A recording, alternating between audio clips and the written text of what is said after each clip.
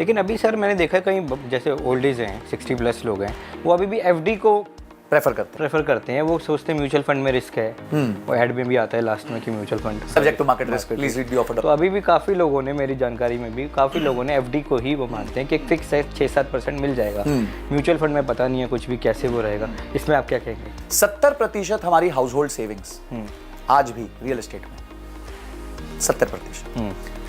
बचा हुआ जो 30% है उसमें से अगला जो सबसे बड़ा नंबर आता है वो आता है एफडी का, और फिर आता है गोल्ड का, फिर आता है स्टॉक्स का। स्टॉक्स का जो है वो आपने सही नंबर दिया था, 3 से 4% के आसपास ही, उससे ज्यादा। तो हाउस होल्ड सेविंग्स में आज भी रियल एस्टेट सबसे बड़ा पोर्शन है, क्योंकि पुराने जमाने की जमीनें थी, उनकी वैल्यू बढ़ गई। तो वो अब किसी ने जमीन ली थी 2 लाख रुपए में, वो बन गई 2 करोड़ की।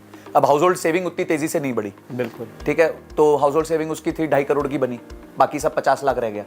तो इस करके रियल एस्टेट आज भी एक बहुत बड़ा प्रोपोर्शन बनता है हमारे हाउस होल्ड सेविंग्स में। अब जो एफडी है, एफडी आपको सेंस ऑफ सिक्योरिटी देती है। देखिए, कोई भी जो व्यक्ति होता है जो ओल्ड हो जाता है, उसको ना वॉलेटिलिटी नहीं चाहिए। Stock market is very volatile, वो कभी ऊपर होती है, कभी नीचे होती है, कभी ऊपर होती है, कभी नीचे होती है। तो रोजमर्रा के जीवन में वॉलेटिलिटी लोगों से हैंडल नहीं होती, और क्योंकि वो हैंडल नहीं होती इसलिए वो कहते हैं यार हमारे पास ठीक ठाक पैसा है, हमें तो महीने का वही 1 लाख 2 लाख 1.5 लाख 50,000 जो चाहिए वो चाहिए, तो हम अपना पैसा एफडी में डाल देते हैं।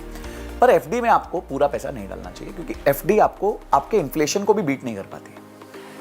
तो इसीलिए आपको कुछ पैसा जो आपको चाहिए जब आपके लिए कोई इमरजेंसी हो, वही पैसा एफडी में रखना चाहिए, नहीं तो और पैसा एफडी में नहीं रखना चाहिए। जैसे मेरी एज 36 है, 60 के आसपास में जो है कि मैं रिटायर हो जाऊँ, और कुछ कम से कम नहीं तो 60-70 करोड़ के आसपास की मेरे पास सेविंग हो, ठीक है। तो मुझे आज के टाइम पे कितनी एसआईपी करनी चाहिए?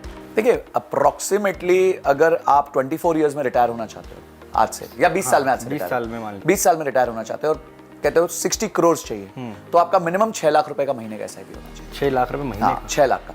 अब हो सकता है कि मार्केट्स अच्छी गई तो आपको 20 साल की जगह 18 साल में वो नंबर मिल जाएगा, मार्केट थोड़ी खराब गई तो 20 की जगह 22 में मिल जाएगा। और अगर इसको आप इक्विटी में गए तो कौन से शेयर पे इन्वेस्ट करना चाहिए?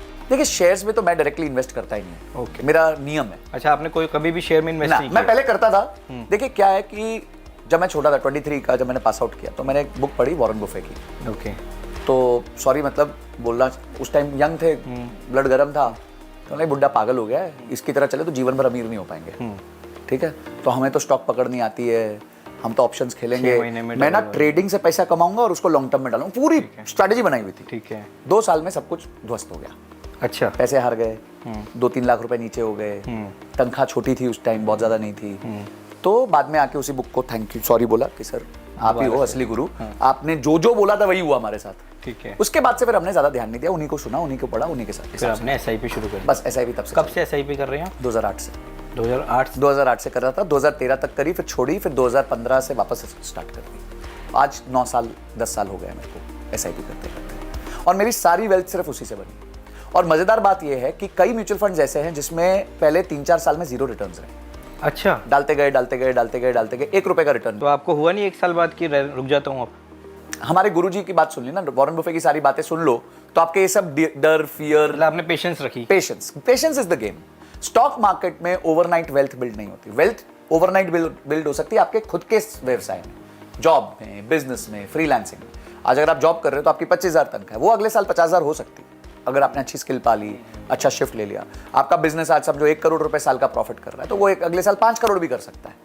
पर स्टॉक्स में ये सब नहीं हो सकता। ये स्टॉक्स में आपको वही 12 से 14% सालाना रिटर्न लॉन्ग टर्म के लिए मिलेगा। हाँ, ऐसे बीच में पीरियड्स आएंगे जब आपका पैसा डबल भी होगा 2 साल में, पर ऐसे एक्सटेंडेड पीरियड्स आएंगे जब आपको रिटर्न्स